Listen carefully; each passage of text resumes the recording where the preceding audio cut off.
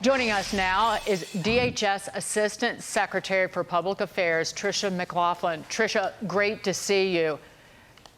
Every American deserves to be... Thank you for having me. Every American deserves to be outraged over this, but also overjoyed at the same time that it was discovered and terminated.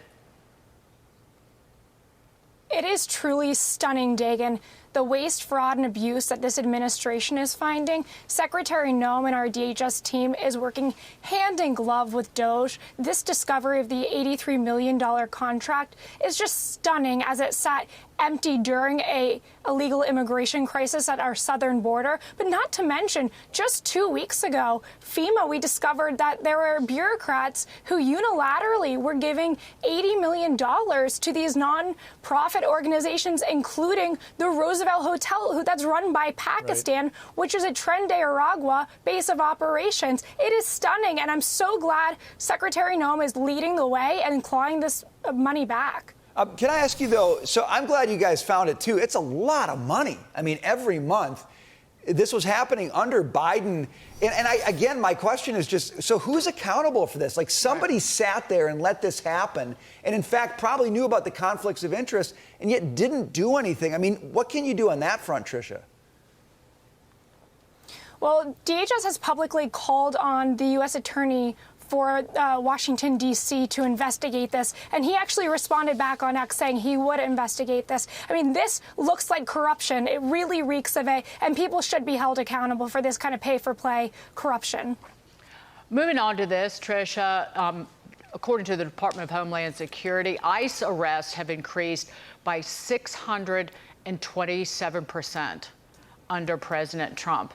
And I saw a headline the other day that said, oh, well, the ICE arrests and the deportations, they're not just criminal migrants.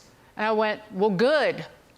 There are 1.5 million people in the United States with deportation orders. I would fully expect that at this point, there would be people being picked up by ICE and being deported.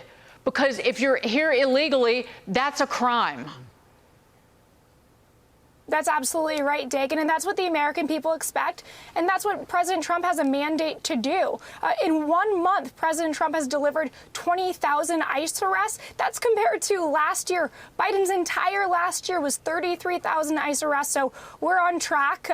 627% higher ICE arrests, but we're also on track to have the lowest number of apprehensions and encounters at the southern border ever on record. So President Trump is very much delivering. But, you know, there are some really bad guys, as we know, in this country. I get a daily report of who was arrested from the day before. We have child molesters, online predators, arsonists, kidnapped for ransom, murderers, people who need to get out of this country. That should not be political. That should just be the American way, is have good people who legally come into this country here. And Tricia, you've had activists, by the way, who have tried to warn folks when the deportation, when the ICE apprehensions are happening, trying to warn these guys, hey, get out, watch out, do this, do that. Is there anything that's going forward in terms of holding them accountable for getting in the way of these apprehensions? Yeah, it's not just trying to foil these raids, but these leakers, these deep state activists are putting our law enforcement in peril. They're truly endangering them, and they will be held accountable. We will find these leakers, and we will prosecute them to the fullest extent of the law. Yes, she will. Tricia McLaughlin, thank you so much. Great to see you.